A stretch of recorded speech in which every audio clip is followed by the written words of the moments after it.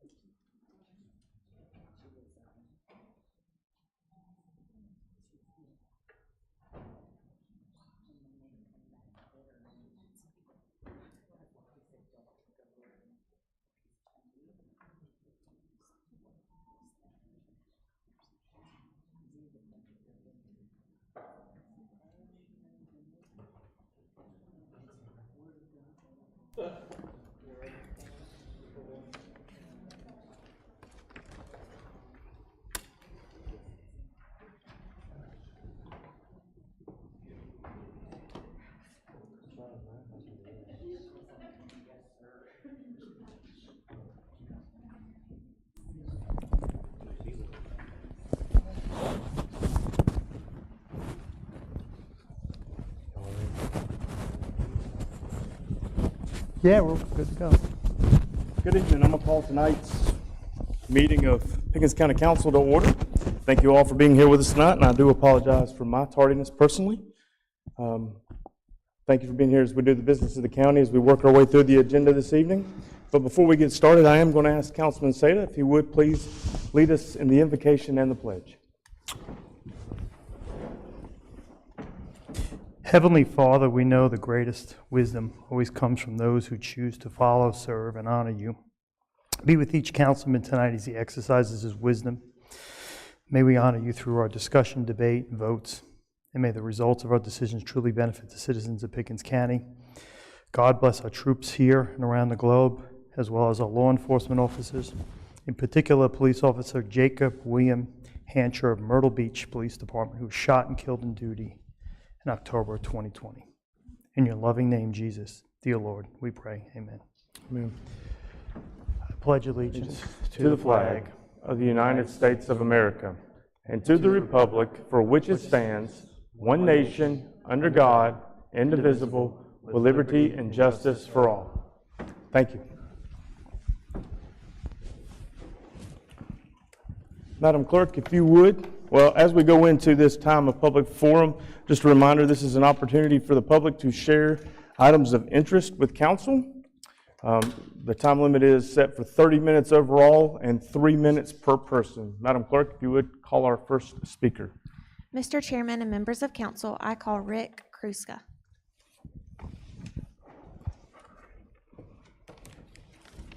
Good evening, Commissioners. How are you?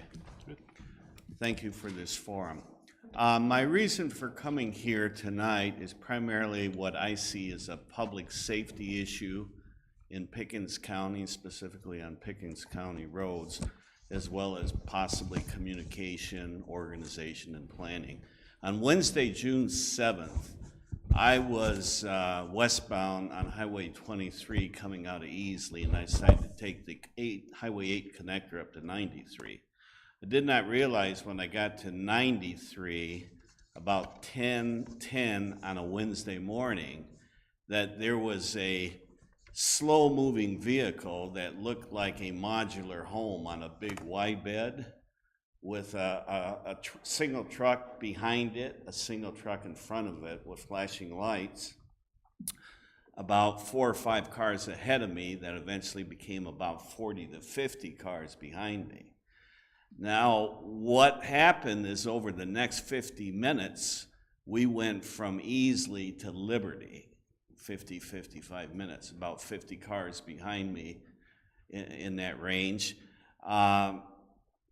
I just thought that there could have been better planning by whoever the entity was. Either the sheriff's department should have been aware of it. There could have been signage saying slow-moving traffic on this road between 10 a.m. and 2 p.m. I just didn't think there was very good communication. Now, the public safety part of it came at one point, a frustrated individual, several cars behind me, basically passed me and everybody else and tried to go around the vehicle or the slow-moving home or whatever it was on the side, but the truck cut him off. And those two were literally on the road playing cat and mouse for about a minute, where this vehicle was trying to get around and the truck was cutting them off. Eventually, as we got into Liberty, several cars did what, and I admit I did it too. We took off on a side street, got around the convoy, which was stopped at 93 and 178, and that was the end of it. But that took me about an hour to get 5 miles from outside of Easley back here to Liberty. And I don't know, number one, if the sheriff's department was aware of this going on. Number two, why there wasn't signage or any better relocation of vehicles. And number three, why it had to be done that time of day, 10 a.m., which is one of the busier times of day. Why couldn't it have been done toward evening or very early in the morning? Now, they may say, well, we can't do it after dark. And literally, the convoy would stop at times because they had to make sure they cleared overhead wires as well as overhead trees and brush. So at times we got going as much as 15, 20 miles an hour. At other times, basically, we're at a standstill. Thank you, sir. So basically, it's part observation, part complaint or judgment. Thank you. David Hall.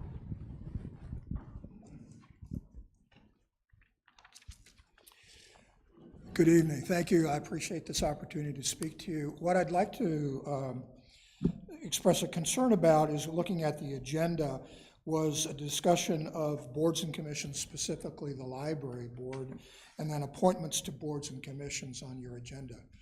We, myself and other members of the community, have been under the impression, based upon the county website, that these positions really are open until the end of September. And I know within our precinct and our combined precincts, we have really been trying to communicate that to and try and get some qualified and interested individuals to you. So I feel that I'd like to ask you if you would reconsider, stay with your original deadline, which in fact was September 30th, and allow us to that additional time to hopefully gin some qualified candidates for you. That's all I have to say, and I thank you for your time. Thank you, Mr. Hall. John L. Raines.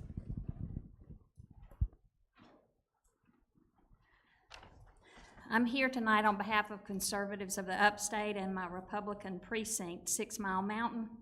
After looking at the published agenda for tonight, it seems as though you may be voting on appointing new library board members. According to your website, it states board applications are taken throughout the month of September unless the board lacks a quorum.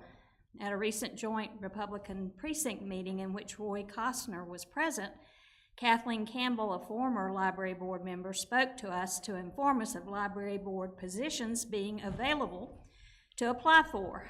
Roy made it clear there was no rush and that people need not apply till fall, when they normally vote on appointments to the board. Kathleen has said 5 people came up to her after that meeting eager to apply, but as I stated, they thought they had several months before the deadline. No deadline of July was ever posted, to my knowledge, on the website of the county or in the news or on your Facebook social media page. People are willing to serve, but you cannot change the established procedure in place in executive session where we don't get to hear that discussion. We should at least receive a notification of a change in a deadline to apply. Voting tonight would be wrong and would validate the public's distrust of government transparency. We understand that emergencies do happen. If there's one, please inform us of what the emergency is. If you feel the need to fill these vacancies sooner than the stated September deadline, the very least you can do is give the public a heads-up warning for at least a month prior to making your appointments. I hope you will hold off on appointments tonight to a very important board, which is supposed to oversee proper spending of taxpayer funds and not just be rubber stampers for what an unelected library director decides to do without prior approval. Don't forget about our precinct resolution for y'all to establish an ordinance to reel in the unilateral decisions being made by the library director. More precincts will be passing this resolution soon. Also, on a different subject on your agenda, I personally have researched the American Flood Association, and according to their website, they have a whole section page dedicated to social equity and an announced partnership with Institute of Diversity and Inclusion. I guess they are concerned about their ESG scores that Treasurer Curtis Loftus warned us about at the Trump rally. Thank you. Thank you, Ms. Raines. Alan Quinn.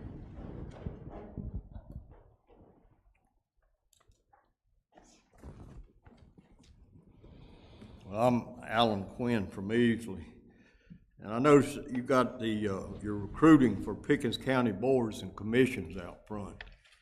And I want to read you what one of them says, and it's Economic Development Alliance. Economic Development Alliance of Pickens County is a public-private economic development organization with express purpose of conducting countywide economic development, marketing, and recruiting.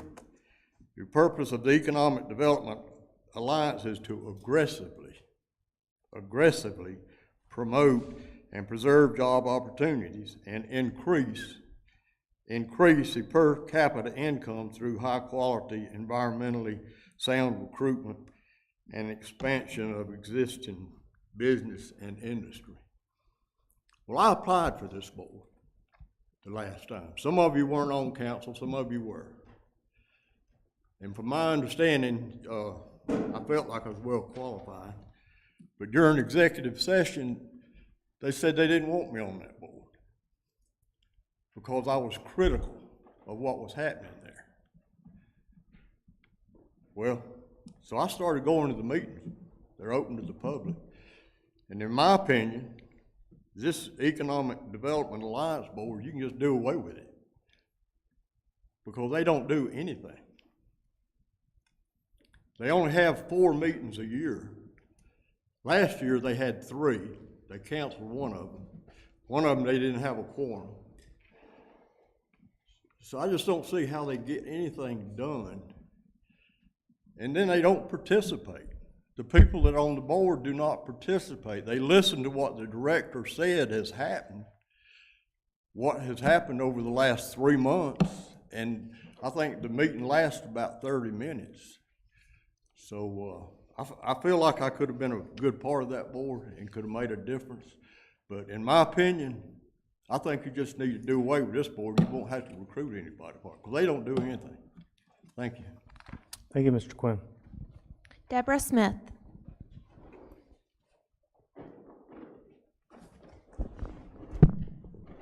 My name is Deborah Smith. I'm a resident of Pickens County and I live in 6 Mile.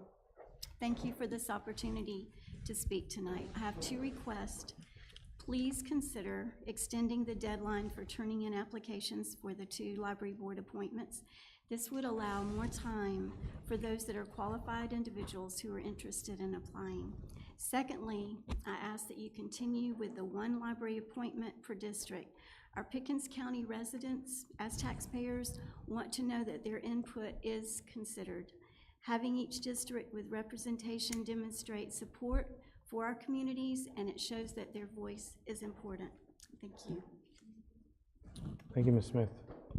Mr. Chairman and members of council, this concludes the public forum. Thank you, ma'am. Our next item on tonight's agenda is the approval of minutes. We have our June 5th, 2023, June 8th, 2023 budget work session, and June 19th, 2023 special called meeting. I ask for a motion approving the minutes for those. Have a motion. Do I have a second? Second by Councilman Lawless. Discussion on the minutes. Hearing none, all those in favor, please signify by raising your hand. That's unanimous. Thank you. Item 4 is the administrator's report. Mr. Roper. Mr. Chairman, members of council, I have a couple, 3 items to update you on related to county operations. First, and I don't see her tonight, so there must have been something that came up that didn't allow her to attend. But along with your goal of attracting and supporting passionate people, we're excited to announce over the last few weeks that we've hired a new EMS director, Meredith Teskey.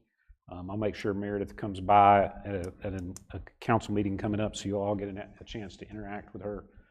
She's been in EMS her entire life, worked her way up from an EMT all the way through as a director of the Belton EMS organization. When that organization ended, she went on to become a high-ranking member of the Thorn Ambulance Service and comes to us with much experience and much recommendation. I know our staff is very excited to work with her. She's been on the job since July 1. Her first day was July 1, and there was something going on that day, and so she really hit the ground running and has done a great job over the last couple of weeks. So we're excited to watch her grow into that position and lead us in the future with our EMS. Also, in terms of the council goal for having a plan managing growth and developing trends in the county through updates to our UDSO, I remind people that we have an online citizen input option at our website if people would like to give input on where they think we should go in smartly managing and dealing with the unprecedented growth we're having in our community. So we would direct you to the county website, to the planning section, and you'll be able to find that comment card, that virtual comment card. We also want to let you know of 2 more public noticed meetings that we're having. One is tomorrow night at 6 p.m. at the Pickens County Performing Arts Center in Liberty. We will be there to really receive information from the public. We're not there to tell the public anything other than just the general parameters of what's going on. We want to hear from the citizens as to what they're looking for. And then the following Tuesday on July 18th at the City of Clemson Community Room in Fire Station number 2 on Issaquena Trail from 6:30 to 7:30 will be our 3rd and final citizen forum like this.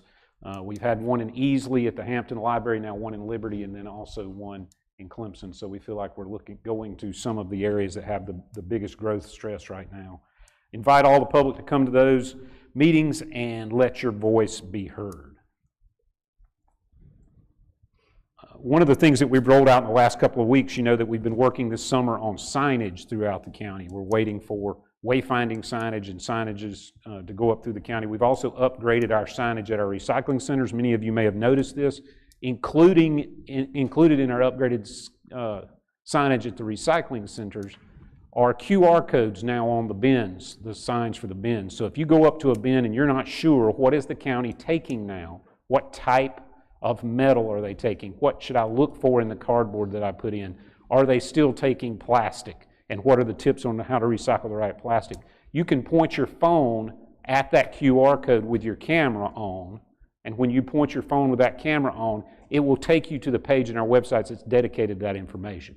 We really like this because it gives us an adaptability, the way maybe a static sign or a brochure wouldn't, so that if we have a change in market conditions suddenly that means that we need to start taking slightly different types of plastics, or we need to discontinue temporarily this recycling or that recycling, we'll be able to give people that information in a more quick and easily understandable fashion. You'll notice on the right there what it looks like on your mobile phone. It literally is a picture of what you might be thinking about recycling and a green check or a red X to tell you whether that's what we need. So we're excited about this. It's just rolled out in the last few weeks, and we see this as a part of our ongoing system of updating our signage throughout the county to give people predictability, to give people better information so that they can use county resources in a more efficient and cost-effective way.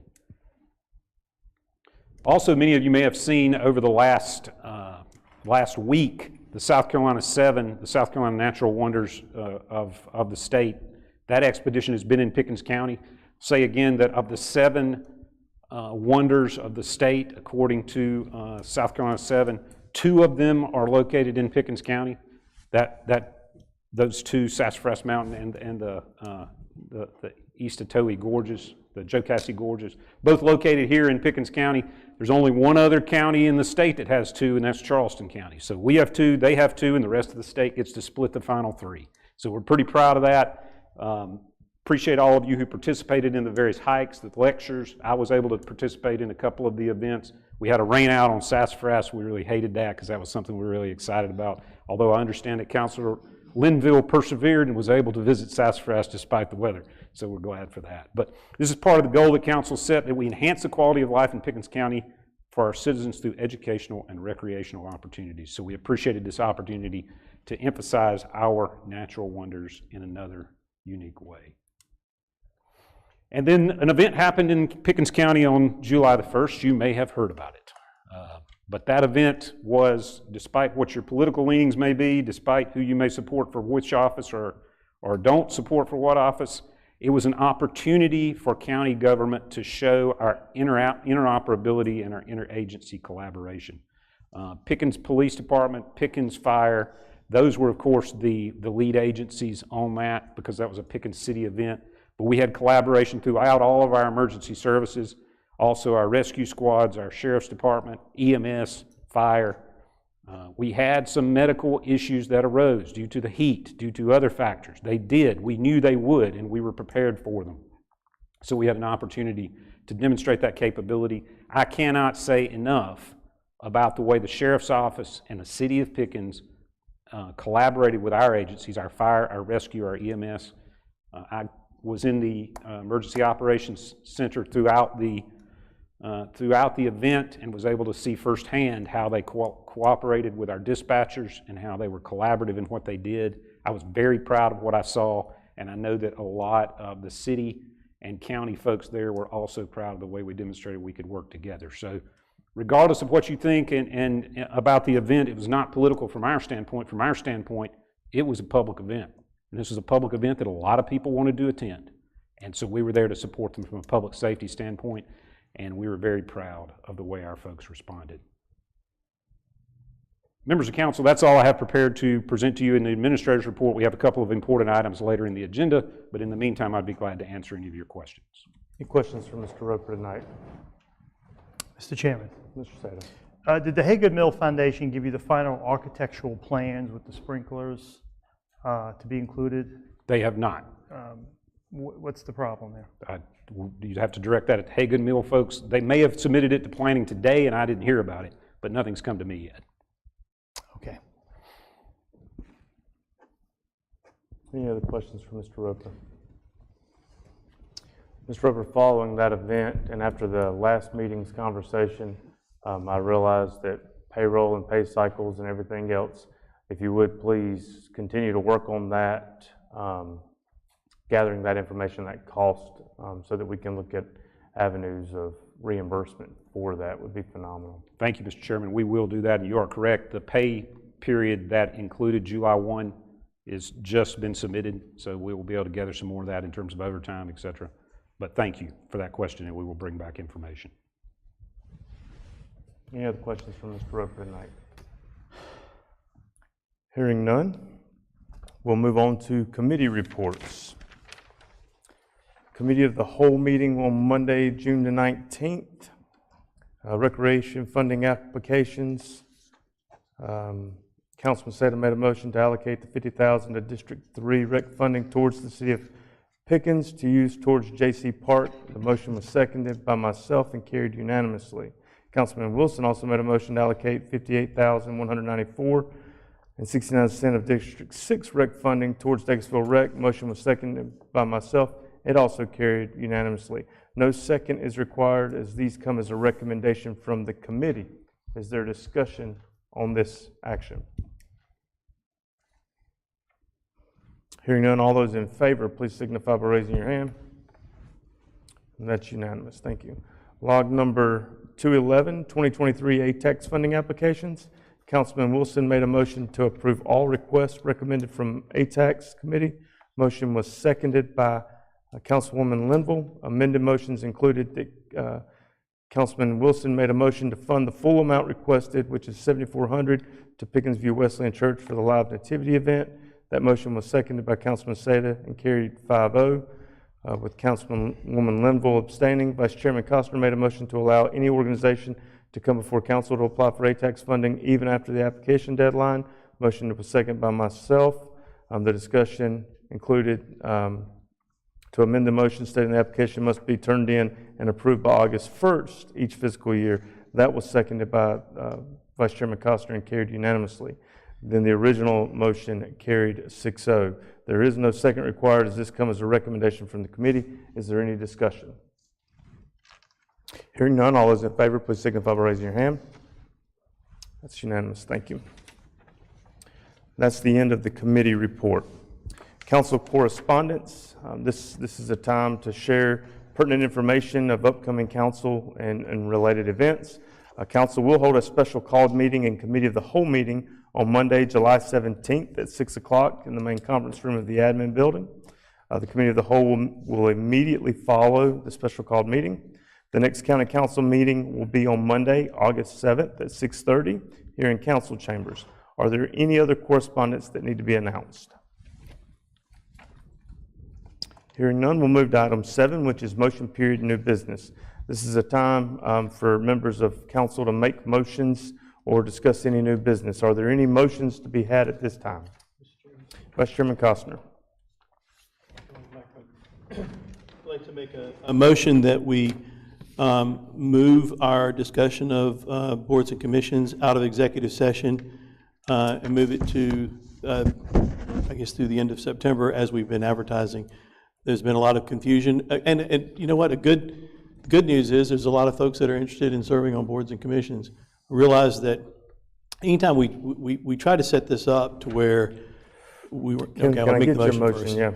So your motion is to move the discussion on boards and commissions out of executive. Out of executive for this evening and to be able to revisit that once we get all the applications in. I second that, to strike that from the agenda. All right, so I have a motion that we move the discussion around boards and commissions out of executive session tonight. And you said September meeting? After the deadline for their boards, whenever that would be. So that, I guess if it's September 30th, that would be the October meeting. And I have a second by Councilman Seda. Discussion on that motion. Sure. Councilwoman Linville. I will support this because even though we said several times we wanted to make sure we filled empty seats, I do not think we did publicly make aware a new deadline appropriately, so I support this. I would like to move that we still move it up because from my understanding, we do have a library person here. We're missing 2 people from the board right now, right? 1. I thought I heard from District 1 that she rotated off on the 30th and wanted to be done. Is that not sure? Not official? Okay. So we're missing 1, and I know that 1, I believe, has requested because her time is done, because we're recovering from having ended, it used to be their terms ended June 30th, and so we're catching up because we've moved everyone to terms that end in December, and there's some discrepancies of a few boards, and this was one of them. I'd like to propose that we split the difference and we ask for all applications by the end of August so we can consider them in September instead of considering them in October. So that's an amended motion? Yes. So Councilwoman Linville made a motion to amend to make it August, is that Let me correct? see. Our September meeting is the 4th? No. Okay, so to give everyone time to talk, can we have a new deadline of August 15th? So I have an amendment to the motion to make the deadline August 15th. Do I have a second for that amendment? Second for discussion. I have a second by Councilman Wilson. Discussion on the amendment. I have a question. Councilman Wilson. What would the urgency be to do, the exigence, I guess, is to do that, to move it up earlier? So the question was, what is the urgency to move it up to the August 15th? That was the question by Dr. Wilson. I understand some of the confusion. It has always been, once we set this new standard of we're going to vote and then implement January 1, and you're right, we are in that transitional phase where some folks expire on June 30th and will serve for the remainder of the year if they're willing to do so. With all of the discussion around the library with the budget conversation, with all the funding, with all the pertinent information, I think the only sense of urgency in any of this was filling the 2 vacant seats, or the vacant seat and questionable vacant seat to ensure. One of the parts of our discussion during the budget was looking for folks that maybe had a different skill set or background than just education or library, especially talking about the projects that need to be done at all of the buildings across the county. And same thing with accounting and even the legal piece. So I think the only sense of urgency was the urgency coming out of all the budget conversation and that conversation, which was the reason why I feel like we had so many submitted to begin with. And then as the conversation has continued, more applications have been submitted. I do think it's important to note that just today we received applications, so we're not in a place tonight to have that conversation anyway, because it's not something we want to hurry up and do. Now, this board is a board that, like many, that we've had a hard time filling seats on in the past. I know personally I've struggled to find folks to serve on this board, so I'm excited about the excitement around folks wanting to serve on this board. So Councilwoman Linville, I'll let you, it was your motion, but my feeling is the urgency is all the urgency from the conversation that we had during the budget sessions. Exactly. I wanted to split the difference between the fact that we said we wanted some people with skill sets and we've allocated some money and we need a board that can start managing that money that we've allocated, plus people who thought they were rotating off June 30th, kind of splitting the difference in this transition time. If it needs to be pushed a month or 2, I was just trying to make sure we did it earlier than December, which is where it's scheduled now. So the reason I asked the question, go ahead, Roy. Go ahead.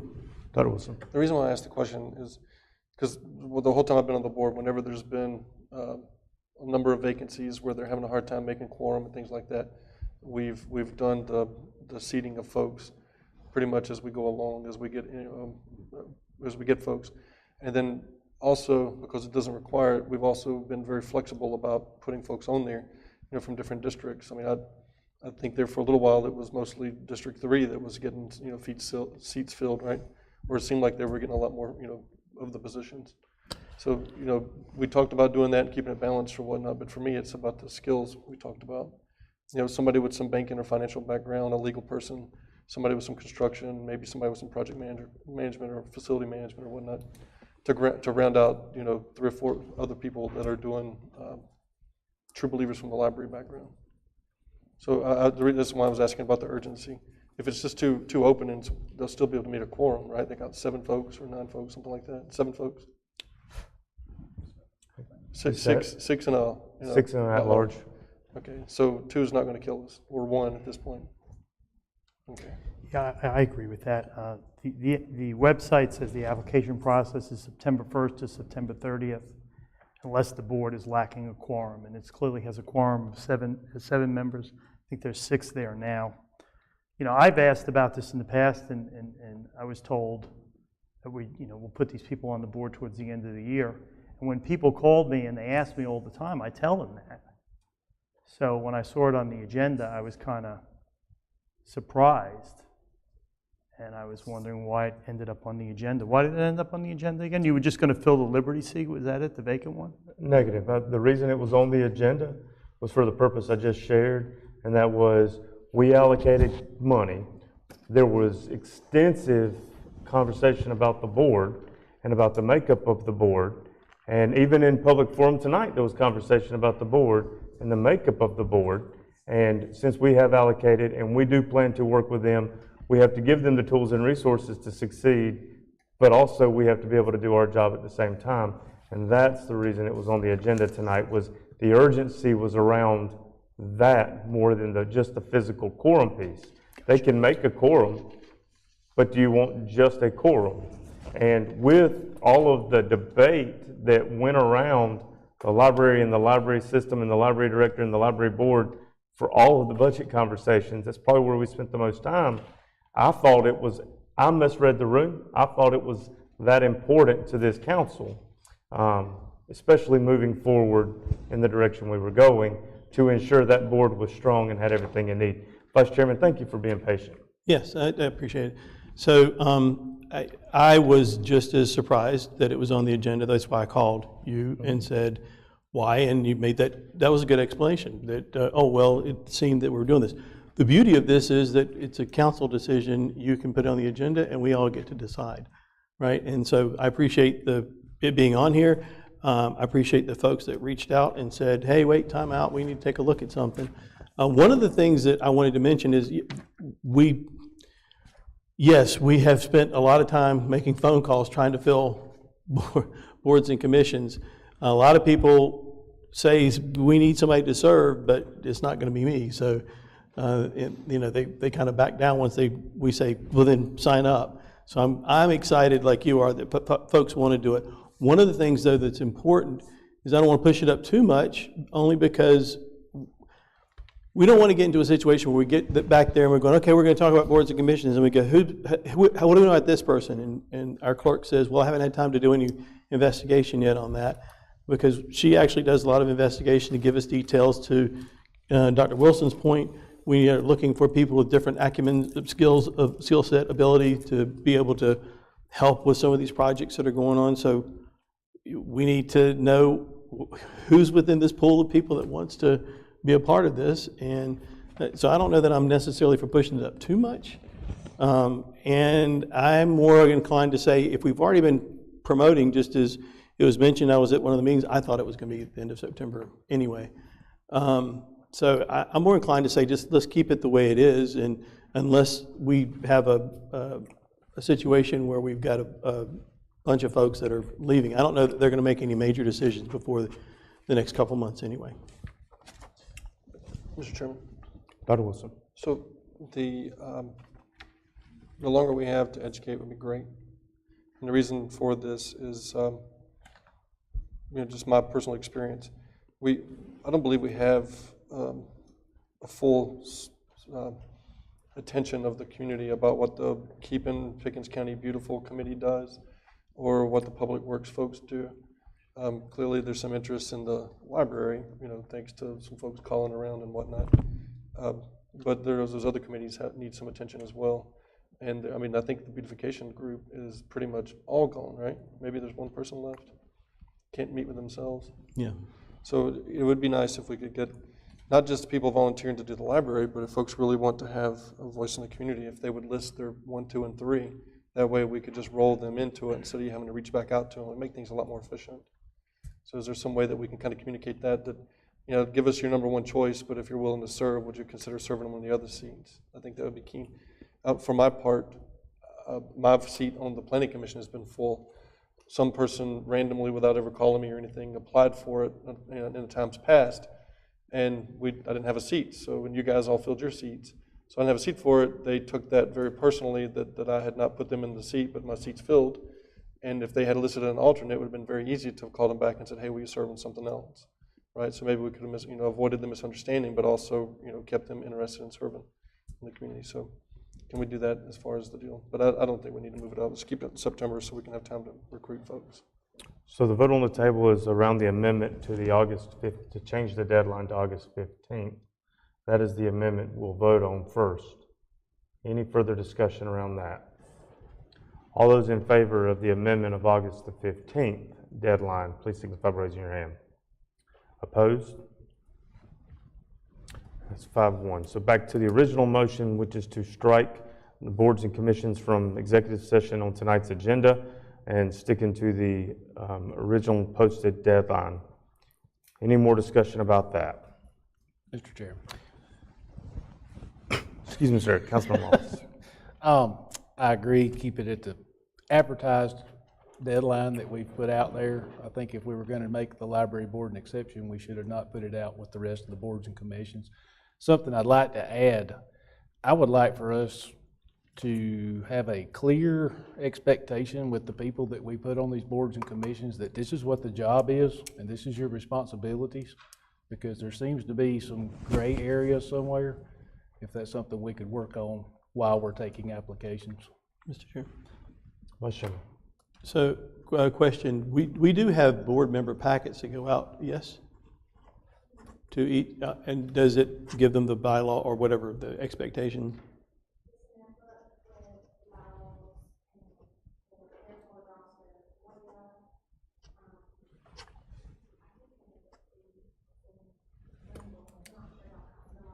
Yeah, I don't recall seeing that. So, well, if that's already in existence, that's good. That's what I was asking for.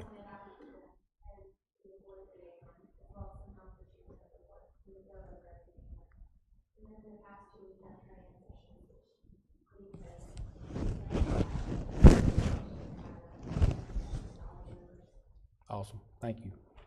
Any other discussion? Councilwoman Lim. I would just like to encourage everyone to apply for these boards and commissions. I'm so glad we have this interest, but make sure you go through the proper routes of applying directly to the clerk. From my understanding, some applications were sent to some members of council and not to others. So let's make sure that they all go through the clerk as planned.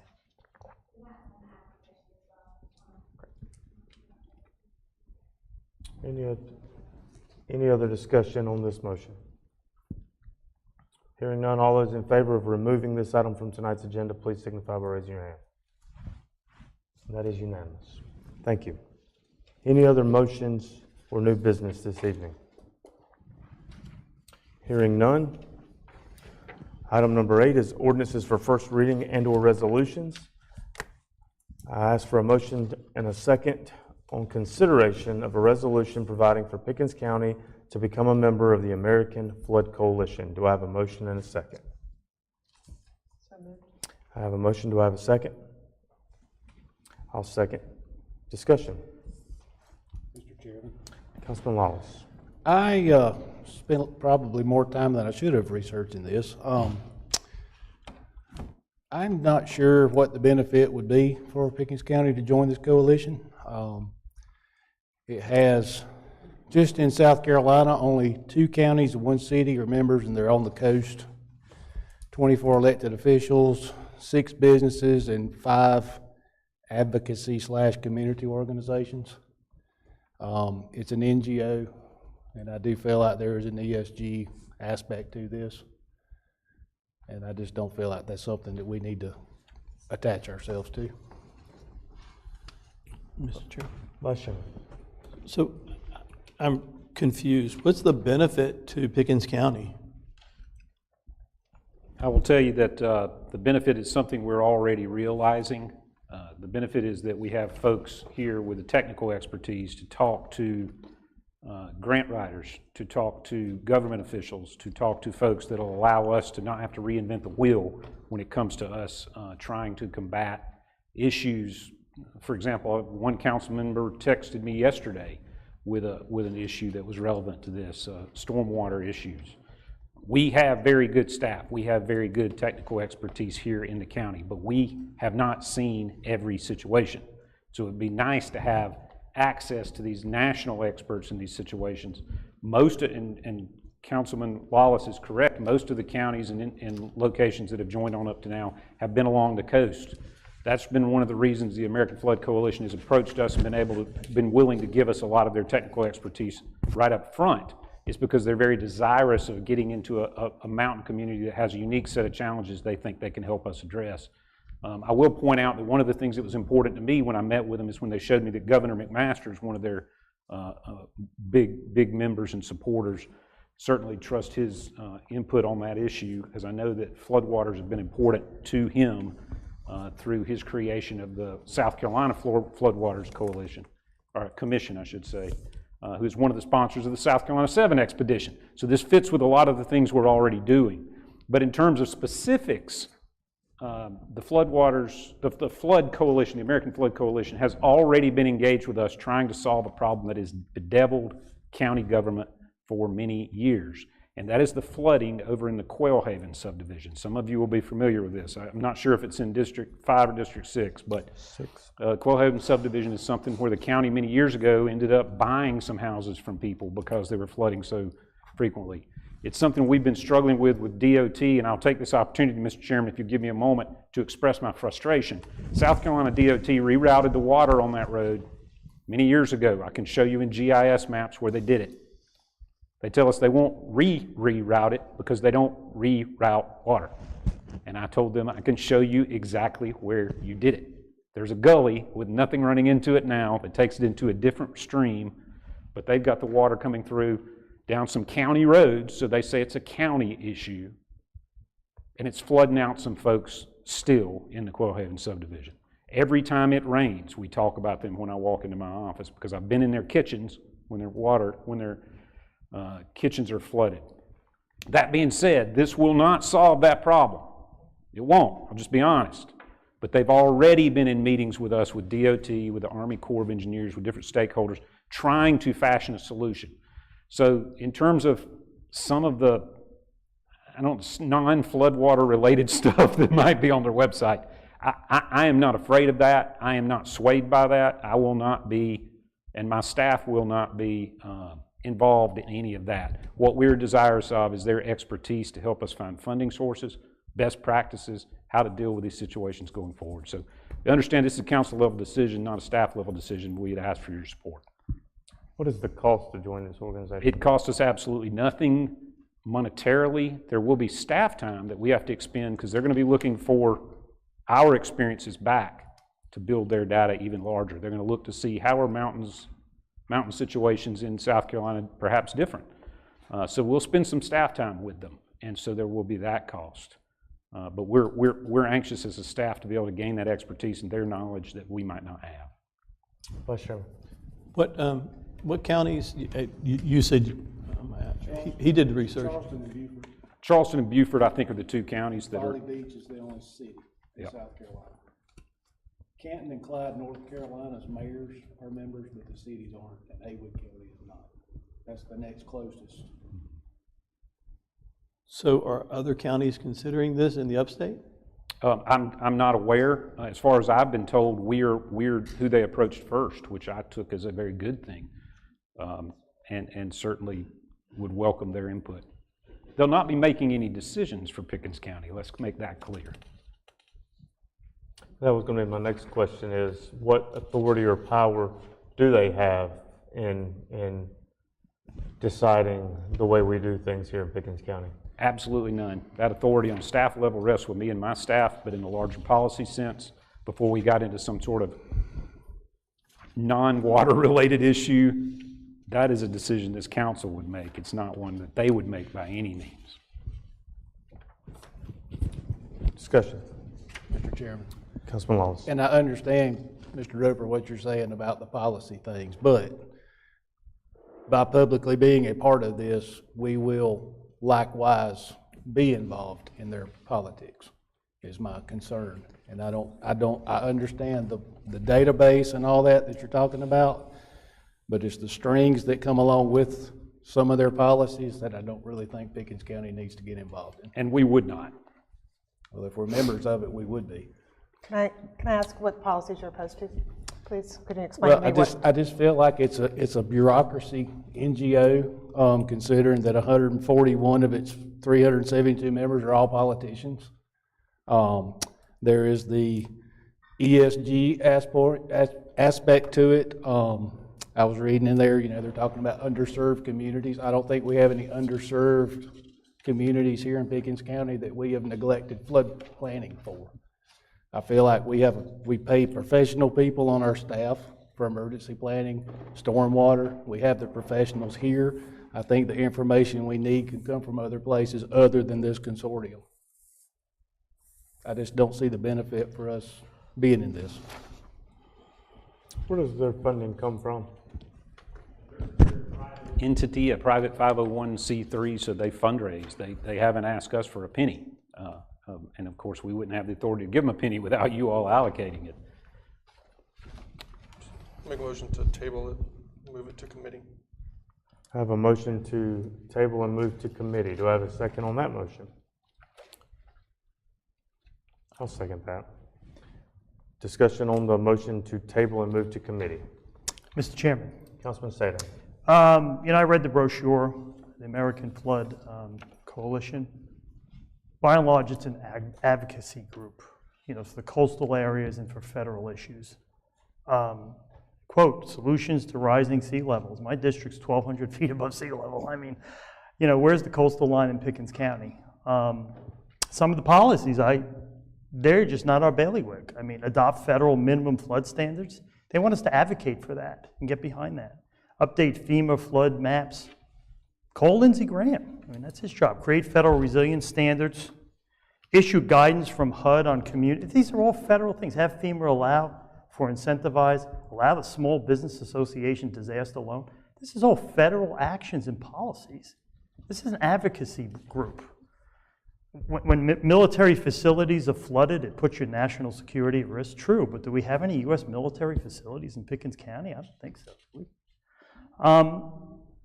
The federal government has their job. The state government has their job. We have our job. I say we should focus on that. I mean, we're being overwhelmed by population growth. And so many of our services are being stretched out that are in our lap. That needs to be our focus rather than to join an advocacy team for federal issues and for coastal issues. So I oppose sending this to committee, and I oppose becoming a member. Individual can become a member, send them money, join. I don't think we should do it as a council. And they're asking for how much money? Zero. No, but you can join, give them a donation if Vice you Chairman. feel bad. So for me, it doesn't pass the smell check, but I for some reason got all those phone calls about Quail Haven. And I know what you're talking about with, because that was a pretty serious time, and we were stuck with the only solution was for the county to go in and buy out that property because of something that the DOT did that they don't do, but yet they did. So we do have, I like the idea of being able to use federal dollars to help with stuff so that it doesn't fall into the county. But to me, I don't know that this passes the smell check because it has so many other weird things with it that I don't quite understand or agree with.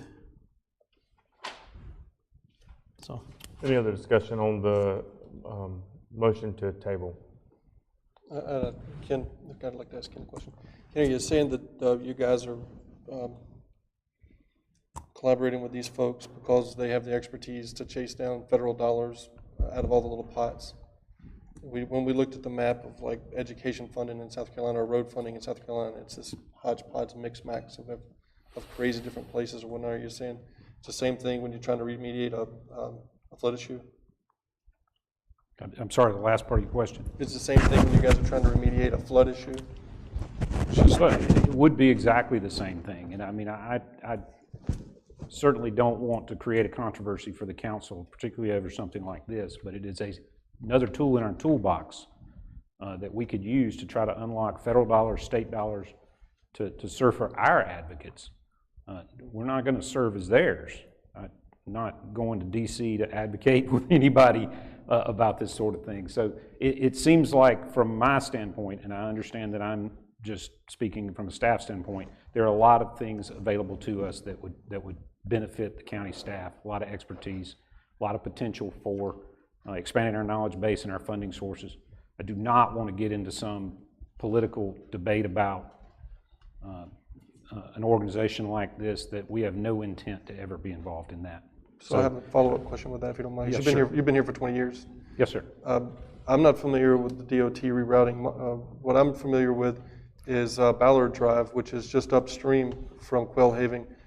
there was a county-owned culvert on that road that had gone into disrepair, and that it accumulated significant water upstream from it, like a lake basically, and that it all kind of crashed through and went, at one time it went down and flooded Quillhaven out. That was the genesis of a lot of the discussion. Right. Are you talking about since then, because Roy wasn't on the board then, since then we've had issues where we've had to buy houses? We haven't bought any houses since then. You're talking about back 2006. Yeah, it was back in the late 2000s. That was the single-digit 2000s, I guess is what I'm saying. Right. But no, we haven't had to buy any houses since that time, but there are still houses that didn't qualify under that program that still experience flooding today. And it's something that we can't solve on our county roads that they live on. It's because so much water is coming from the DOT. I've stood in that roadway with a state senator, with a DOT supervisor. I've stood there and argued with them about it. I could show you where the water used to go. It's very frustrating. So that's beyond the scope really of this conversation, but yes, sir, you are correct. That is an ongoing issue in Quillhaven. So is it, since these guys don't want to join it because of political concerns, is there a chance you could just hire some folks to do that kind of work for us from a consultant basis? And then, There is that chance. It'll come with a price tag. Clearly, right? Right. Okay, if you had to pay for stuff that you could get for free.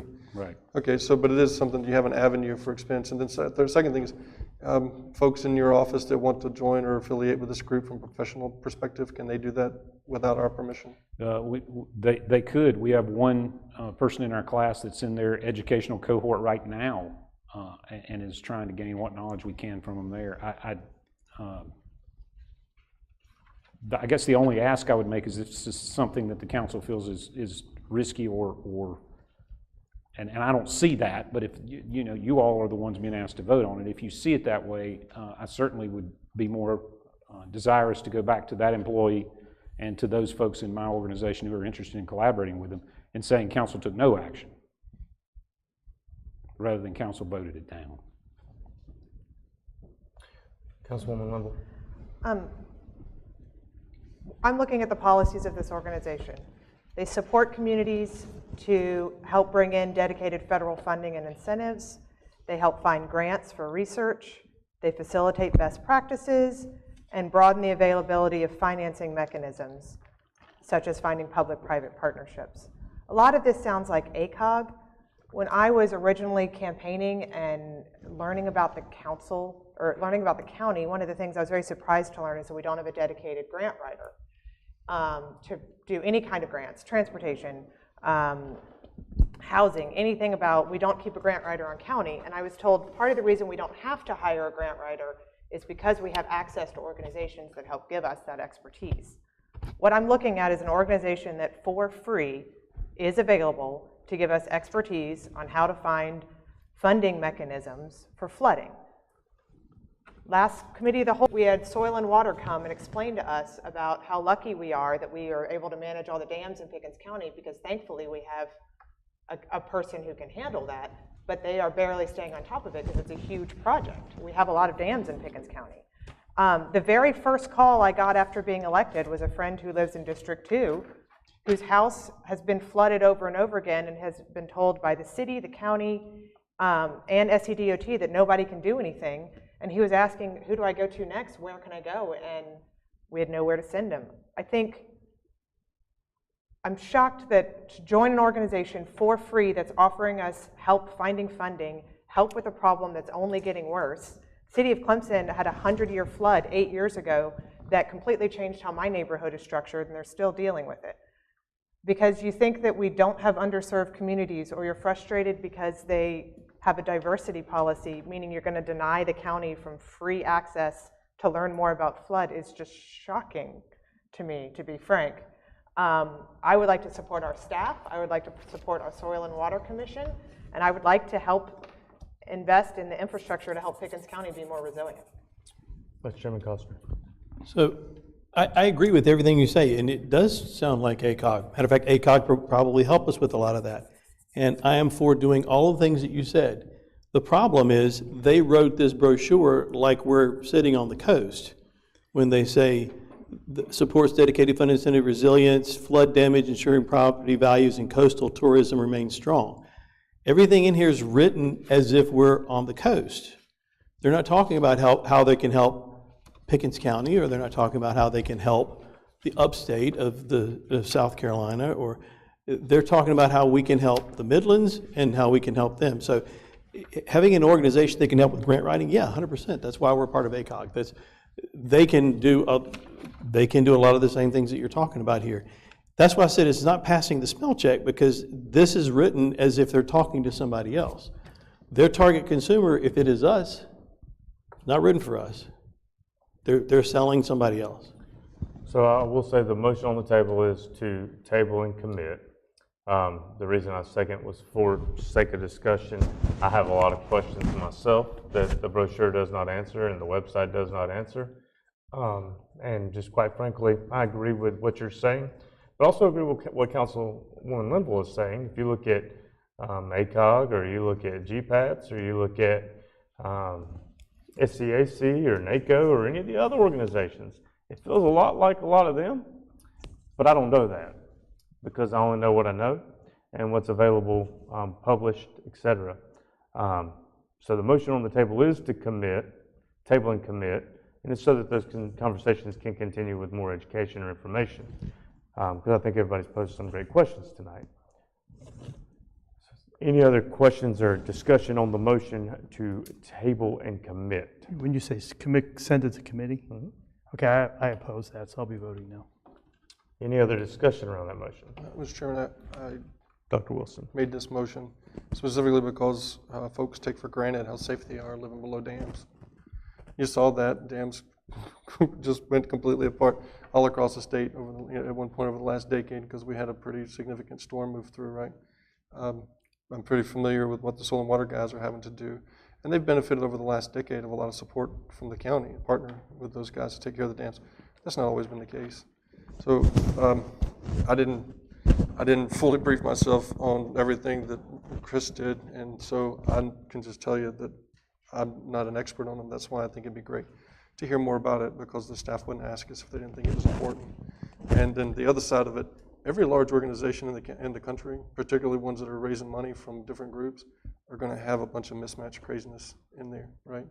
They're going to have affiliations and sex preference stuff and whatnot at this point if they're a national organization, because that's the politics of our time, particularly if they're not just seeking one side of the fence for money. So I don't know enough about that to be able to judge them. I'd say move it to the committee, and then we can do a deep dive. And otherwise, I can't vote for it or against it, because I don't think I know anything about it other than what you guys appear to have read in the brochure. So that is the motion on the table. Any other discussion on the motion on the table? All those in favor of tabling and moving to the committee, please signify by raising your hand. Opposed? And that's 4-2. So we'll add that to the committee log, or the consent technically, and move from there. Second ordinance for first reading tonight is first reading in title only of an ordinance to provide for the issuance and sale of not exceeding $12,750,000 aggregate principal amount of general obligations bonds of Pickens County, South Carolina, to prescribe the purposes for which the proceeds shall be expended, to provide for the payment thereof, and to provide for other matters related thereto. I ask for a motion and a second to constitute this as first reading in title only. Motion. I have a motion by Dr. Wilson. Do I have a second? Second. Second by Vice Chairman Costner. Discussion. Could you explain to me what that says up there? Please. The idea of this, even though it's first reading in title only, and I know you've got a huge amount of the ordinance in front of you, I think that's because our bond counsel, Lawrence Flynn, and CD Roads are very efficient and got that out really ahead of schedule, so you already have that. This would be first reading in title only. But I wanted to talk about the overall strategy here, the overall idea of what we're doing. This funding is aimed at improvements to South Carolina 183. I didn't say it, but many people have said one of the most dangerous stretches of road, if not in the state, at least in the county. The challenge has always been that priorities for funding seem to go elsewhere. So the opportunity for us to find a way to fund this has been frustrating. One of the avenues is through the State Infrastructure Bank. The State Infrastructure Bank is not a part of the South Carolina Department of Transportation. They are the State Infrastructure Bank. They are their own entity with their own board. They're not answerable to DOT. But they do fund, through money given to them by the General Assembly, road projects. They've never funded a road project in Pickens County. The frustrating thing has been in years past when we made application to try to have South Carolina Highway 183 funded by the State Infrastructure Bank, they have rejected it because they said our local match was not sufficient. We didn't have enough local skin in the game. So council set this as a priority for the year when you set your goals for the year, and you set figuring out a solution to South Carolina Highway 183 to make progress on that as one of your annual goals. So the staff took that and tried to develop a mechanism that maximized the state funding for this state highway while minimizing the local county money through the millage that's dedicated to it. And that's what that pie chart represents. If you look at the big darker blue there, the blue-green, that's 34.7 million. These are round numbers that we've applied for from the State Infrastructure Bank. In order to do that, we've got to have the local match. One part of that local match would come from $10 million that our members of our delegation and the General Assembly have allocated to our CTC, a one-time infusion of cash to our local CTC. And so that's what that represents. The other, you see the 15 million there, that number might be slightly off. I want to be honest about the chart there, but basically that is money that would be contributed over the course of the 20-year bond that comes from the CTC committee, the County Transportation Committee, that is state gas tax. So state gas tax money goes into that CTC. A certain portion of that money has to be spent on state highways. So we have a state highway for them, South Carolina 183. What County Council has already done is dedicated 1/3 of a mill, 1/3 of a mill in this year's budget. You've already voted to approve it.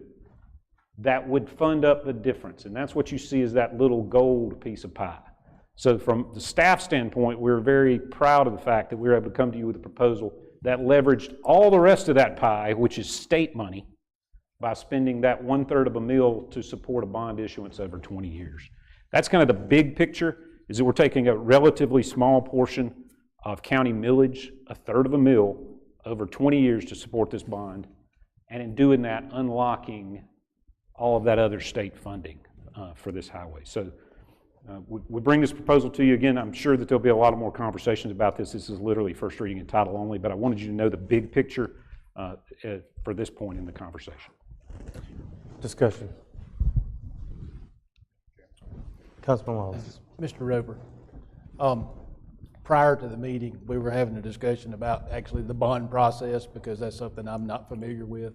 So you feel confident if we do this over a 20-year period, we will easily have the money to pay this back, our portion that we have to pay back, with no problem? Yes, and probably more important, Mr. Lawless, frankly, than me feeling confident about that is the fact that the finance director feels confident about it. Ralph's not here. So right, exactly, right. No, and I appreciate that, but in all humility and in recognition that I am not the expert on this issue. But in addition to our finance director helping to develop this plan, our bond counsel, having been experts and has handled hundreds of these transactions, I would imagine. We also are required by law to have a financial advisor look at that, and that was David Cheatwood is the person we used in this instance to run the numbers and to come up with a bond financing schedule that they've all endorsed and passed on to you. So we can talk more about that in the coming weeks as we look at more specific details of this, but yes, we feel very confident. Okay. Thank you. Mr. Chairman. Councilman Savage. So the bond is going to be paid off with the state portion of the CTC money? The bond payment? In part. So the state, the CTC committee, what they've committed from the beginning of these discussions on 183 was $750,000 a year of the money that comes into them. We would make up the $210,000 delta. So the 210 plus the 750 is what would make that bond payment over 20 years. And the 210,000 was the 0.3 mils? 0.3 mils. Okay. Was that just a shift of the existing millage, or was it? It was. It was actually millage we found through growth that we didn't dedicate to something else. We said, no, let's preserve that to try to reach this solution. Okay, I'll just give you my general take on it. I think when you look at the county as a whole, I guess the scope of this, this is going to be spent on the entire section of 183 or just 183 to 135? That's going to be budget contingent. So what the concept here, if you'll give me a moment, is that the county and state fundings would all happen in October of this year, and then that money would go to DOT, earmarked for this project, and DOT would start their project. We're going to, motivate them with the ways we can, and I've had meetings with the delegation about that, to have them begin that project. But it's going to be budget contingent. How much improvements can they do? How much of the road can they address? Is going to come down to what the engineering tells us after they've done the engineering. This is the amount of money that we're dedicating to it. Is it safe to say the focus is going to be from Greenville to 135? I think if you drive the road, that is a logical conclusion, yes. It's going to be from 135 to the county We line. don't really know how the money's going to be spent, where on 183. We got to wait for the engineering on that. But they're not going to do that till we've got a funding mechanism. I suspect it's going to be that section, because that's always been the talk. I mean, when you look at the county as a whole, widening 183 to me is not the number one priority. First is Restaurant Row in Clemson. That's 123 coming out of Oconee County and going to 76. Around College Avenue, that load peaks around 40,000 a day at times. That's 4 times what you're seeing on that section of 183. It's a traffic nightmare down there, almost all day long. That really is the top priority. The second priority is Highway 8 that's coming up from the Anderson line up to 135, which is West End School. That's the second priority. That needs to be widened. The traffic count in that section of Highway 8 is about the same as 183 coming out of Greenville going to 135. But when you look at this map, and this is the most telling thing, because this project's going to take forever, and everybody's seen this here. This shows you where the developments are being built in Pickens County. They're all down in the lower part of the county. There isn't one up on 183. So Highway 8 coming up from Anderson is going to get more and more traffic, more than 183, I believe. So that's my reasoning for doing that. So I really think that those other two are higher priorities. And I just want to dispel the rumor that 183 is the most dangerous road in Pickens County. It's not, as far as fatalities. When you look at the South Carolina Department of Public Safety website, there's been 4 deaths in the last 5 years on that section of 183. There hasn't been a death there in the last 2 years.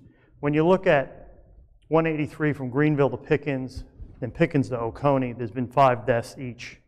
So it's no more dangerous on a fatality basis on the west side of 183 as the east side. So that's a little bit of a misnomer too. By the way, the most deaths in Pickens County the last 5 years on our roads have been around 123 and on 123. Mr. Chairman. So I know this is a project that we started working on 7 years ago, and then State Infrastructure Bank denied us. We looked at a lot of different ways of funding it. I understand exactly what you're saying as far as traffic and the number of, I don't know if the number of fatalities. The number of deaths are, I mean, what's one life worth? But then look at all the people that have had serious accidents there, and not counting that number. Regardless of that, there's a lot of people in this county who would choose 183 as a direction to get from Greenville to Pickens. I know I live in Liberty, and I choose it sometimes. Either way, even though I know it's a very dangerous road, and every time I drive it, I keep thinking I'm on a really dangerous road.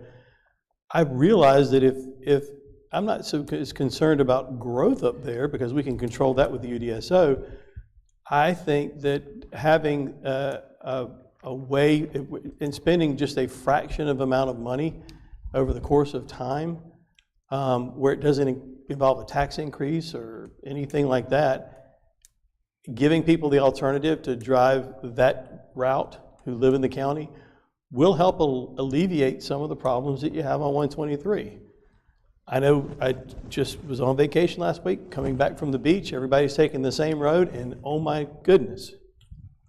I thought, you know what, if I used to think 123 was bad on my drive to work, and it's nothing compared to the drive back on some of those roads because there were no other alternatives. This gives people a choice and a way to make it safer for the people who make that choice to go down that path. So I think this is something, like I said, this is something that day one we started working on. And I'm very thankful for Davey Hyatt and the delegation who took a step forward to say, okay, we're going to help you figure out not only how we're going to get additional money from the state, but how we can use gas tax, which we've never used, excuse me, and through the CTC funding and their commitment to it. It's bringing a lot of people to the table to help solve multiple problems in the county. Is it the most important thing? And I don't know about it being the most important thing. The most important thing I think that we're working on is UDSO to help control the growth. But this at least will help solve some of that traffic problem for people who are making a conscious choice to take that direction. Thank you. Councilwoman Limble. Thank you for caring about 123 and Clemson. It's terrible. It is terrible. I was pleased. Through GPATs, you can look up fatality rates and crash rates. And from my understanding of looking at 123, the fatality rates seem actually kind of similar to 183. There was 6 between Clemson and Easley since 2016. On 123 specifically. We have a lot of wrecks in Clemson, and unfortunately having young drivers makes it worse. But I was very concerned that if we're spending this money, what's going to happen to 123? Because that's the #1 focus. And I was doing my research on that, and I was very pleased to note that 123 is the #1, it's the between #2 and #3 of a priority for GPATs right now. GPATs is a different funding of money. It's not State Infrastructure Bank, which is this. GPATs is federal funding that's allocated through GPATs. And Clemson is most likely, it's not 100%, but is most likely going to be going into a new metropolitan area with Anderson, which is currently called ANATS. Might be called ACATS. They haven't decided. We'll have that all finished by, what's the date? By October 1st, we'll know for sure. So something that is second or third priority for GPATs is most likely going to become first priority for Anderson Clemson. So I was in talking with them. I was pleased to know that 123 will be the next, most likely will be the next major project for the use of the federal funds that get sent through GPATs, ANATS, that sort of group. So I was assured by Keith Brockington and other people that funding for 183 takes zero money away from funding for 123. So I see this as a win-win for Pickens County in that we've been able to secure this incredible amount of state infrastructure money, which doesn't normally come to Pickens County, while at the same time we're about to start moving forward on federal infrastructure money to come to 123. So we can have both projects, which I think is just going to make our county better. So I'm pleased that we can do these both at the same time, as opposed to making them look like an either-or project. Vice Chairman. I just wanted to make another point. I know that I am on ACOG, and there's additional funding there for some of the rural areas. Don't know if Highway 8 is on there. I know that 178 is a part of a project that they've been working on coming up from Anderson.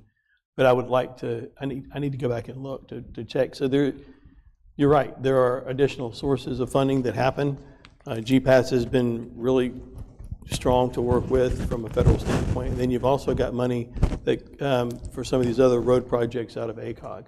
And they've been focused primarily in our area from Anderson to Clemson and towards Liberty. I do think it's important to point out that it's not a this or that. It's literally this or nothing when it comes to this conversation. It's not we can pick this up and move it to somewhere else. And the ask of the county is extremely minimal, as you can see, for the overall project and the money that it would bring to our county. I do agree. I lived off of 183 for a very long time, and I know people personally that have died on 183. I've worked many wrecks on 183. I almost was hit head-on 183 one night. And that person, they didn't die, but they're not in a great state even today, and it was 5-6 years ago.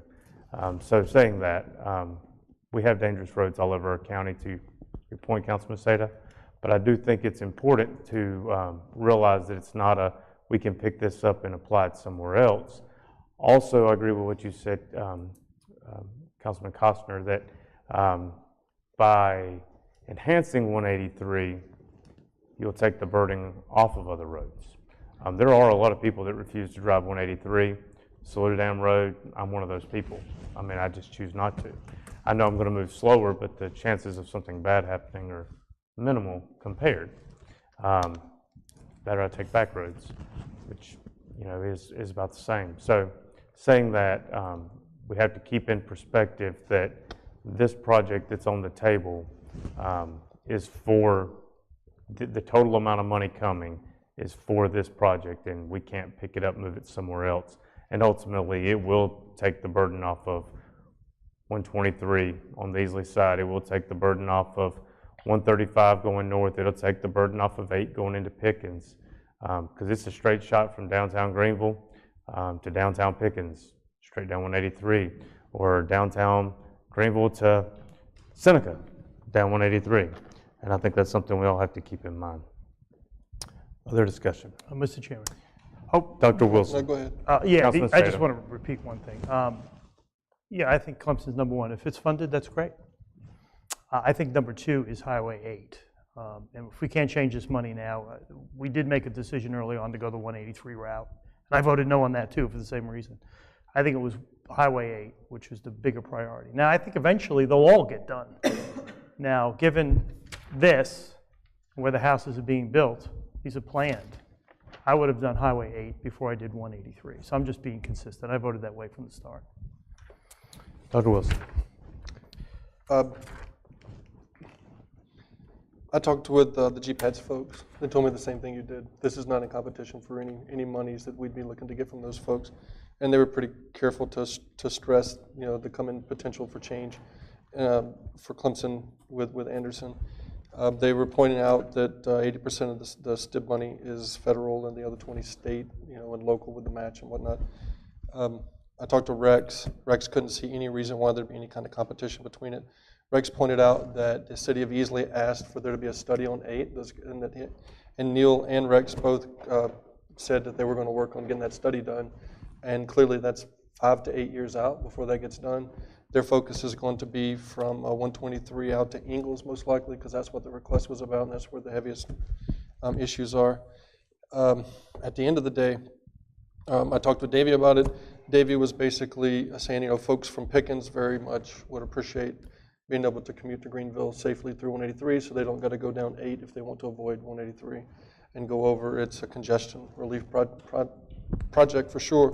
Just as you said, the idea that it's pick this one or pick that one or whatnot, I think is not correct. And I'm glad that we've been able to talk through that. What I would say is the number of deaths is not the only way you measure danger. And so, just the raw statistics for the number of incidences and accidents and things like that, and the amount that they end up costing folks, that stretch of road has a huge impact. But more important than that, who deals with regs on a daily basis? The EMS folks and the sheriff department folks. Going back into 2008, which was my very first political meeting, was to go to talk about traffic was going to come from 153 out to Highway 183 if they'd gotten their way. Going back to there, riding around with sheriff's department folks and talking with EMS folks, and hundreds of people involved with EMS have been out to our farm and sit there and ate hot dogs in our land, and I had a chance to talk to them. And pretty much the majority of those folks are saying that the worst, the deadliest, the most dangerous kind of accidents with the most impact on people's lives, they would think is the 183 area we're talking about fixing. So you just take those folks' opinion for granted, I suppose, but I don't, because they see it. And so if you ask them what the most dangerous area in the county is going to be, they're going to tell you 183. So just based on that nugget, not cherry-picking statistics or whatnot about what happens with deaths or whatnot, but the actual total impact and the total cost associated with those wrecks, 183 makes sense. And we're only talking about $200,000. So if we're gonna tell folks from Pickens it's not worth 200 grand to fix their road, or people from Dacusville it's not worth 200 grand to fix that road, I think that'd be crazy. I hope that you guys would all support this. Does anybody have data for actual incidents or wrecks on these roads? Because I couldn't find it. Yep, I got those. Do? Is that wrecks or that's fatalities? Incidences, wrecks. It does incidences, wrecks, and fatalities. Great, send me that. Okay. Love to see it. Vice Chairman Costa. Yeah, I just wanted to point out point out that this is something that we voted on back 7 years ago to try to support when the state delegation was working towards making this happen. And to Dr. Wilson's point, if we look at this from a perspective of just this one project and us only have to put in the 4.2, we couldn't do this with 4.2. We couldn't do what we're wanting to do, accomplish with 4.2. This gains us so much opportunity from the state and funding that we've all said, gosh, all I've heard for the past 7 years is, show us where this gas tax is actually helping the people in Pickens County, and this will. So let's be clear about that, Roy. The folks coming from Greenville going to the lakes, they're going to go down 183 generally, unless they scoot up through Travelers Rest to 11. So it's a commuter corridor both directions, right? It is gas tax, right? So it shares the love across a whole lot of folks that are using that road to come through from Oconee to get to their jobs in Greenville, you name it.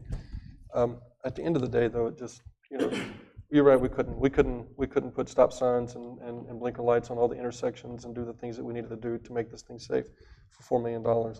It's a huge discount, and it's a great value to the people of Pickens County. And I mean, like I said, I did do the math on this, and I have looked at the data, and I had a Facebook page called Fix 183 for a long time, and I put a lot of pressure on the guys that have come to table to deal with it, right? So as aggressive grassroots as some of you guys think you are, I beat up Neil and Davey and all those guys about fixing 183 for years, and they've come to the table. So let's just go ahead and vote for this thing, and let's start fixing roads that matter. Other discussion? Hearing none, all those in favor, excuse me, in first reading in title only of this ordinance, please signify by raising your hand. Opposed? Thank you. Next item on tonight's agenda is ordinances for second reading, and we do not have any. Item number 10 is ordinances for third reading. Third reading of an ordinance number 625 regarding amendments to Chapter 6 of the Pickens County Code of Ordinances specific to the operations of the Pickens County Airport and matters related thereto. Mr. Roper, you're standing. Mr. Chairman, thank you. I appreciate council's indulgence on this matter. We are continuing to exhaust every possibility before we go to third reading. We had this third reading here as a placeholder in case that we got news that we'd exhausted everything. The latest news we got, according to Director Salinas, is that the southeast region of the FAA has remanded from their DC office back to the southern region for a final decision, which we expect to come very shortly. So Director Salinas has requested that council reschedule this to August the 7th, in which case we think we'll have exhausted every possible avenue before we bring you documents for third reading. So I will not ask for a motion and a second of this third reading tonight. Thank you, Mr. Chairman. Ordinance, other requested agenda items, and I do not believe we have any.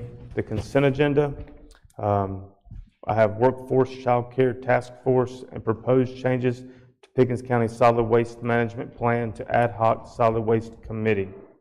Any additional items I may be missing for the consent agenda? If not, I ask for a motion and a second to adopt these items into the consent agenda. So moved. Do I have a second? Second. Second by Dr. Wilson. Any discussion on that? Could somebody explain what's going on here? What is Workforce Child Care Task Force? Councilman Seda, I asked to put that on the list. I had started some research on the effect of childcare availability on the ability of our workforce to hire. And it started a couple conversations, and I was advised that I could bring more people together and have a better conversation if it were a task force. So I'm asking for council's okay to have a exploratory task force just to bring a couple people on the table to talk about how childcare affects our ability to hire people and keep people working in Pickens County. So what is it you plan on doing? I mean, what's I the honestly goal? don't know yet. It may be that it's one meeting and then private organizations run with it. It may be that a few people decide that they want to have a bigger group and stay a task force and start bringing it in. I want to have exactly one meeting and then figure it out. So we've done this in the past with the suicide prevention. We had one meeting and then that group ran with it and have done wonderful things with it and continue to do great work with it even today. And it doesn't take anything from council at this point, which is great. They come back when they need something. So the envisionment is what I understand to be the same as that. I guess the problem I'm getting my hands around is childcare a function of the county government? Now, should we even be mediators to this? I don't know, I have doubts about that. I mean, it's a perk. I mean, my sister-in-law works for USAA. It's a great company. The employees demand childcare. They have it in the building. The company provides it. You know, I mean, if the people down at the Reliable Sprinkler or those places want to have childcare, they'll provide it. Now, I just don't know what the role of the government is. I oppose that. I am absolutely not committing the government to do anything. I want to. But be a mediator. I want to be a mediator to the first meeting because people will respond to my emails as a. I do think that economic development is the job of this council.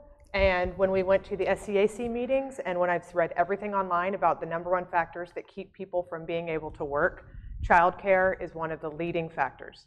People cannot even apply for jobs if they don't have access to childcare. So to support economic development, a conversation about childcare. Pickens County is considered a childcare desert, which is a federal term that means we don't have enough access to childcare in this county. That has economic ramparts that has basically ripple effect on how you can hire, that people you have access to, whether or not people want to invest here.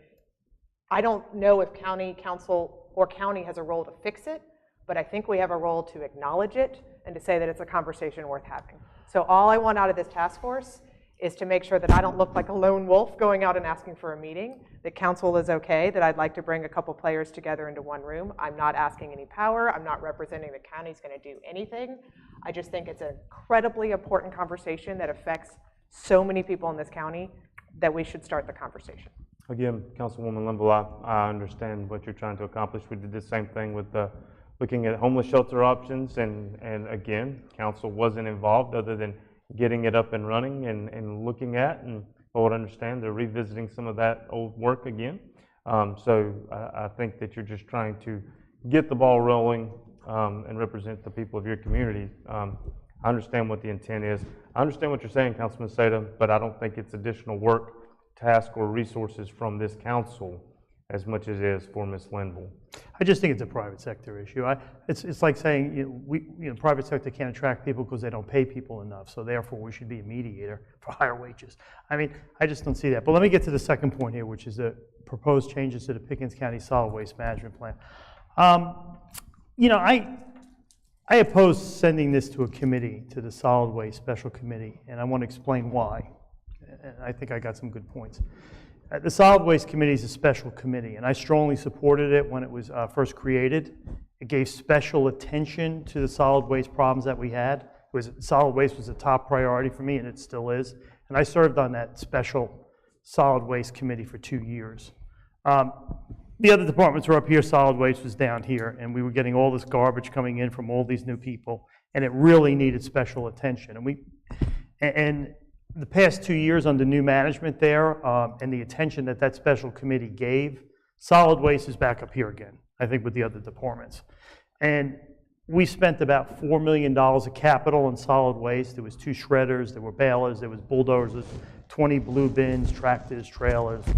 We now have compactors in those cans that you see that smash the trash at each recycle center. They're on a purchase cycle. The blue bins are on a purchase cycle. Roll-off trucks are now on a purchase cycle. These are all new things that have been done in the last few years. We hired litter control officers to patrol the recycle centers. We paid the drivers of those roll-off trucks more money to attract them. Recycling's happening again. Those blue bins are now at the recycle centers. We've hired extra help at 5 of the 8 recycle centers to help do that. I mean, this is all part of this committee and this effort, which brought them back up where they're at. Now, now that solid waste is back up with the other departments, I think the special I'm questioning the special committee and the special attention that solid waste gets. Is it going to continue forever? If so, I would think it would be unfair to other departments. I think it's time to end this committee because every department has a long list of needs and we never see it. Now, this special solid waste committee of councilmen sees the needs of that department and they address most of them. And with solid waste back up here again with the rest of the departments, I don't think the special committee is no longer needed to get them back up here because they're here. And I think if you continue it, I think it's going to be unfair to the other departments. So for that reason, I'm going to vote no on both of these. Understand. Any other discussion? So, Mr. Chairman, if you don't mind. Dr. Wilson. As the chair of that group, I appreciate that you acknowledge that there's been a huge amount of improvement based on their actions. It is. That's surprising and uncommon, so I appreciate it. We have changed that group, so we have 2 of the new board members on there now. And the principal purpose of that group was the solid waste decisions are technical and they require an in-depth discussion. And it can be difficult to do that, speaking off the cuff as we're doing here, right? It's hard to get folks to come and stand in front of us and talk in detail about technical subjects, right? Landfills, or there's just the permitting discussion associated with landfill and the requirements and the distance of offsets from other landfills and the blah and the blah and the blah. It's just absolutely beyond what you need to be doing in a meeting like this. It needs to have some digestion so that those folks can be more strategic in the way that they propose it to the county. So I would just say that in contrast to what Mr. Seda said, we have 50-year decisions to be made in solid waste because those decisions take a long time. And Mr. Seda took great pains to criticize the county administrative offices because things were decided 10 years ago based on the situation then, and then 2 or 3 years later something else would come along, and then something would change because of company or whatever. These are the kind of decisions that merit a deeper dive than what those guys were able to do in this kind of environment. So I would say it doesn't cost anybody anything. Only the people that participated are only the ones that wanted to participate in the committee. And then it gives the county group a chance to do a real deep dive with the board. And if there's another issue as important as this one, we can do another committee. It's pretty straightforward. Vice Chairman. So, yes, sir. And Dr. Wilson, I agree with you. The interesting thing to me is that when early on, we tried to stay away from doing all these extra little committees because we kind of all needed to hear all the information at the same time. The beauty of doing this specific for the solid waste was that it enabled a smaller group of people to help digest the information, then to bring it back, and it gave us extra time to work on other things. I am thankful, I just want to be clear, the committee doesn't vote to do anything. It's full council that votes, but it was because of your efforts, all of you that served on that committee, and came back and really saved us a lot of time so that we could work together on a lot of other things. If there are other big projects, other departments that we need to focus on, another committee may be warranted, or we may be able to spend more time on that in the committee of the whole meeting or in our regular council meetings to discuss it. So I disagree with Councilman Seda in the sense that, yeah, they did a great job. They saved us time because we could work on other things at the same time. We're not a one-focused group of people. We're not going to just work on one thing at one time. And this gave us that opportunity. If you don't mind, I'll just give you one example of what you just said. So we had a meeting at the dump, not inside the building, but like in the dump. And it was wonderful, by the way, particularly the camera angles that you used. I really appreciated that. During the discussion, we talked about folks from tire companies potentially, having folks go home with 4 tires in the car every day and throw them away at the thing, kind of like skirting around the rules, and just the subtle things that you could use our officers for now that we have them, just going in and stopping in with those folks and asking them, how things are going. Just the fact that we're looking, just the fact that we have folks there to pay attention to kind of acknowledge that those folks have that difficulty. And then downstream of that, use of the grinder on tires, and moving things in like the mattresses or whatnot. Those are the kind of details that it's nice to have someone on the board fully understand, because nobody pays attention to the guys in garbage. I mean, I've done lots of wastewater treatment, things like that. Nobody goes out there unless there's a big issue. Then everybody wants to point fingers. It's just like with dams. So the little ideas like that, so that you guys had some input on good ways to use your new resources, that's what comes out of a real deep dive with an executive team and then a management team. And we're the executive governance team here, right? So those kind of little things are hard to do in this environment. You're not going to have a 20-minute out and back with us and the guy that manages solid waste here talking just about tires and tire companies. You just can't do it. But we were able to do it there. So it's like, I agree with you. Lots of different boards and committees and things. It's just mind-numbing. We already meet enough. But we're not going to meet a lot on these. But when we do meet, it gives them a chance to get into a real deep discussion they just can't do here. I think it's a great idea. The only other point I'd like to add is that group has done great work. You brought back and sold me on the idea of buying a second grinder, which I've gone on the record numerous times to say I was against, but you sold me on the idea of it. It's paid off. The first one's paid off. But we did discuss a few months back about potential for piggyback. We discussed the potential for a pilot with the shredders. We discussed all kinds of things, and in that we did discuss the purpose of the committee staying intact was to help look at those things, to your point, so that we don't spend 2 hours of a committee of the whole meeting trying to educate everyone, that some of us would have more understanding, especially folks like me that maybe don't have as much understanding, won't take as long to understand. So I think it still has merit. I don't disagree. There will come a time where that committee is not needed, and there may be a need for another, but I don't think we're there yet. So, Mr. Chairman, I completely agree with that. They shouldn't have standing committees, right? They should be for a dedicated purpose. We're one of the only counties in the state, maybe even the country, that has a solid plan for tires. Well, I mean, this is the kind of solution you get from having a dedicated group like that, right? And let's be honest, I don't want to sit here for 2 hours while I ask one engineering question after another about VOCs and whatnot when the guy comes in here, right? It's the kind of thing you need to do in a little bit different environment. On tires, it was wonderful, right? I worked at a place where I designed equipment to tear tires up. It was great to see tires get tore up even further. That's why the equipment comes in, so I appreciate it. Other discussion on the consent agenda items.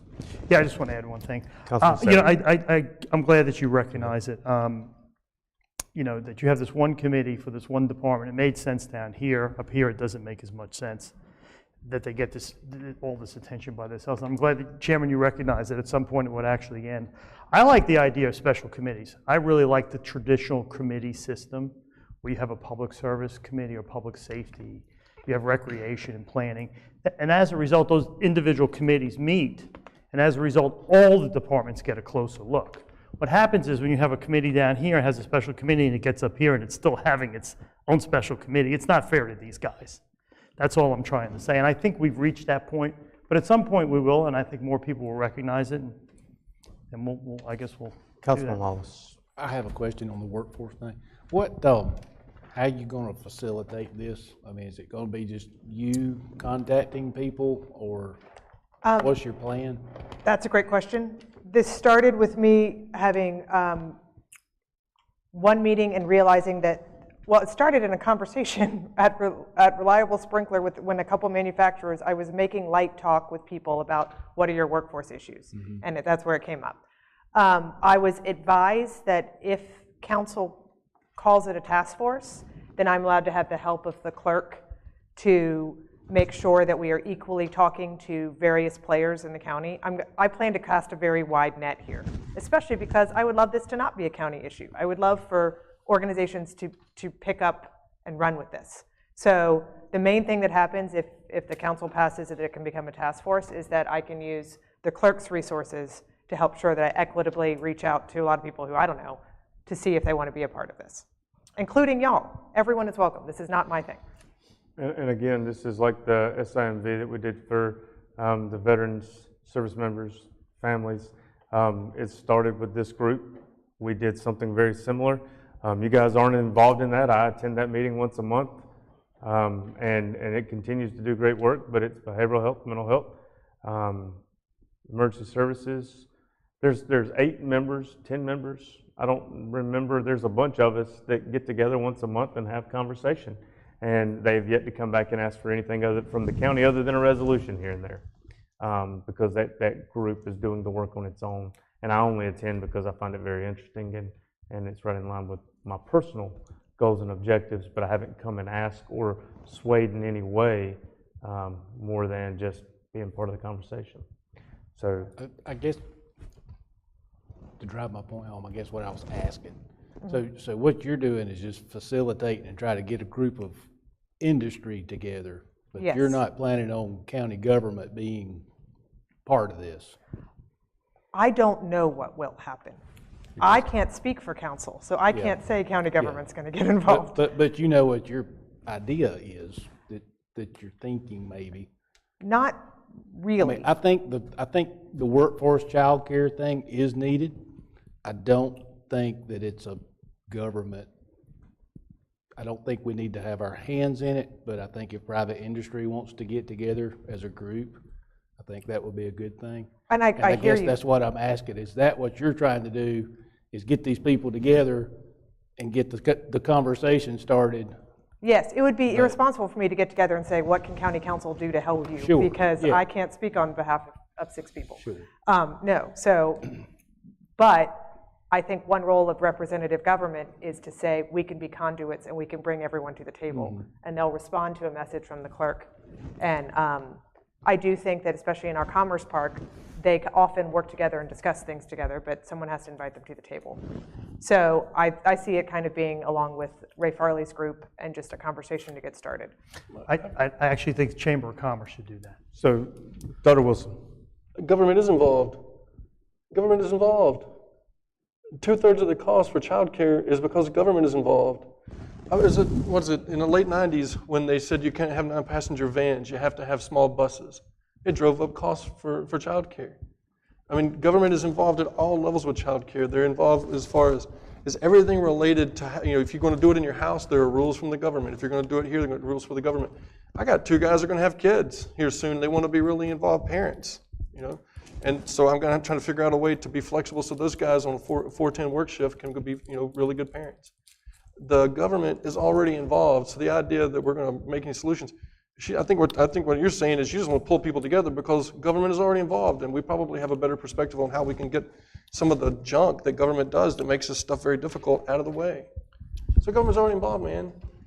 We're talking about being a leader in the community. We're elected to be leaders. My question wasn't about government involvement. But she can't commit us. But hang on, it's my thing. She can't commit us to anything. She can come back and make a proposal. Hey, how would you guys like to build a child care facility and run it with people from the county? And then most of us probably say, no, because that's private government. But if she comes back and she says, hey, look, there's a bunch of barriers to being able to do this. For example, I have a space I would like to do like child care in. So we can hire one person full time, have 5 or 6 people there, whatever the ratio is, right, that I'd like to do. There's like 9,000 different reasons why you can't do that, even though I would pay for it. Well, then how do you get it paid for? How do you get that done? So she's just asking questions. It's got nothing to do with getting government involved. It's just, as a leader in the community with the seat that she has, instead of her just going out here and flashing the business card, it sounds to me like she wants to try to get the discussion going. It's a discussion that is clearly going to be a problem because 50% of the workforce is very soon going to be women. Mr. Chairman. And they're going to have babies. And child care almost always falls on the women. Vice Chairman. So all this does that I understand is give you the ability to work with our clerk to help facilitate conversation. To me, this is no different than when the Water Authority said, we want to get together and let everybody come to the table and talk, and can Megan, Ms. Nations, Madam Clerk, help us to facilitate that?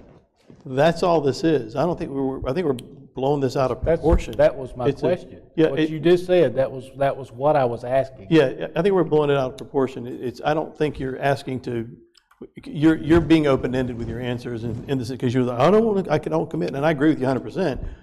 But like manufacturers, MCPC, that organization looking for opportunities, maybe they could help facilitate conversations with those manufacturers together. Who knows? And it's just being able to use some of the resources that we have here to help facilitate those conversations. Dr. Wilson, you're right. It's a way to show leadership within the county. And it's also related to transparency. I don't want y'all to think I'm going behind anyone's back and getting people together to do something as if I were council. This is a public way of saying I'd like to use the clerk to be able to invite people into a room. That's it. I would have just done it differently. I would have gone to the Chamber of Commerce, since they're a leader in the private sector, and this is clearly a private matter. I would have met with them to get these people together, which they would have. It's just a different philosophy of the role of government. That's all it is. I understand what you're saying, Councilman Said. I also see it as a quality of life issue and workforce development issue, which is public-private. So, you can argue 7 ways from Sunday. It falls in all kind of categories. It really does. I don't know that there's a right or wrong in reality. Other discussion? I think that we can clearly acknowledge that it sounds great as a soundbite for a video that you would edit together later to show how good of a conservative you are. But she's not even coming close to talking about something like that. She's just saying she'd like to get the conversation started. Maybe the folks you're talking about are part of the people that she was going to invite to the meeting to have the discussion. You don't even know. It's just the convenience of your rhetoric is just Wait a second. Let me respond. Gentlemen. Hey, wait a second. No, gentlemen. He points me out all the time, and I never respond. You never give me a chance to respond. Gentlemen. Let me respond to him. Councilman Seda, absolutely not. We're not going to sit up here. We're not going to argue. We're not going to fight. Stop him next time he does it then. He does it all the time. I never get a chance to respond. Personally calls me out. I was responding to your rhetoric just a minute ago. Dr. Wilson, if you don't mind, please. Fair enough. Other discussion about the consent agenda specifically. Vice Chairman. Just one last thing. We have 700 employees, and we may want to find out about the opportunities there as well.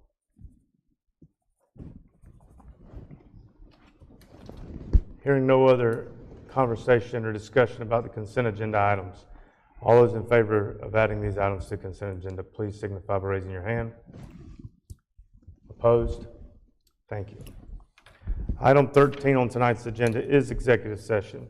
We struck library boards and commissions from the agenda earlier in the evening, so the only item we have on executive session would be economic development update on Project Farmhouse. Ask for a motion and a second that we go to executive session for this item and this item alone. Motion. I have a motion by the Vice Chairman. Do I have a second? Second by Councilman Lawless. Any other discussion? All those in favor, please signify by raising your hand. That's unanimous. Thank you. Let's see Ray. We'll adjourn to executive session and we'll return shortly thereafter.